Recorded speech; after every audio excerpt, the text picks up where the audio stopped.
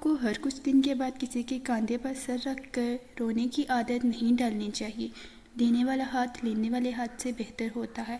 ہر وقت دوسروں سے تسلی لینے کے بجائے بہتر ہے کہ ہم تسلی دینے والے بنیں۔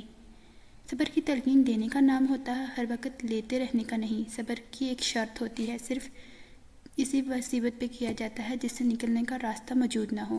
انسان ٹھوکر کھائے بغیر، زخم کھائے بغیر، خود کو جلائے بغیر بات کیوں نہیں مانتا؟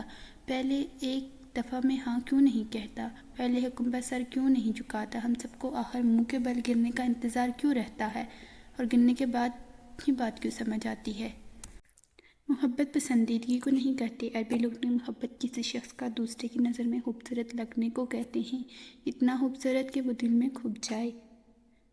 ہر شخص کے رویے کی کوئی نہ کوئی وجہ ضرور ہوتی ہے۔ میں نے تمہیں کہا تھا نا کہ جب تک آپ کسی دوسرے کی جگہ پر کھڑے ہو کر نہیں دیکھتے، آپ کی سمجھ میں پوری بات نہیں آ سکتی، اور کہانی کی ایک دوسری سائڈ ضرور ہوتی ہے۔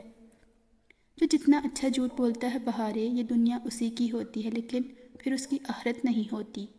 وہ کیسی عجیب سی کیفیت ہوتی ہے کہ جب دعا نہیں مانگی جاتی، دعا کے لیے اٹھے ہاتھوں کو دیکھ کر انہی ہاتھوں سے کیے جانے والے گناہ یاد آتے ہیں، تب ہمیں کیوں لگتا ہے کہ ہم گناہوں سے توبہ کر لیں گے اور پھر انہیں بلا کر سب ٹھیک ہو جائے گا۔ گناہ ایسے پیچھا نہیں چھوڑتے، یہ آثار ہمیشہ ان جگہوں پر رہتے ہیں۔ گناہ تو ساری عمر پیچھا کرتے ہیں۔ ہم مرنے والوں کے لیے تھوڑی روتے ہیں، مرنے والوں کے لیے کوئی نہیں رہتا۔ ہم سب تو اپنے نقصان پہ روتے ہیں۔ ہمارا غم تو بس یہی ہوتا ہے کہ وہ ہمیں اکیلا چھوڑ کر چلا گیا۔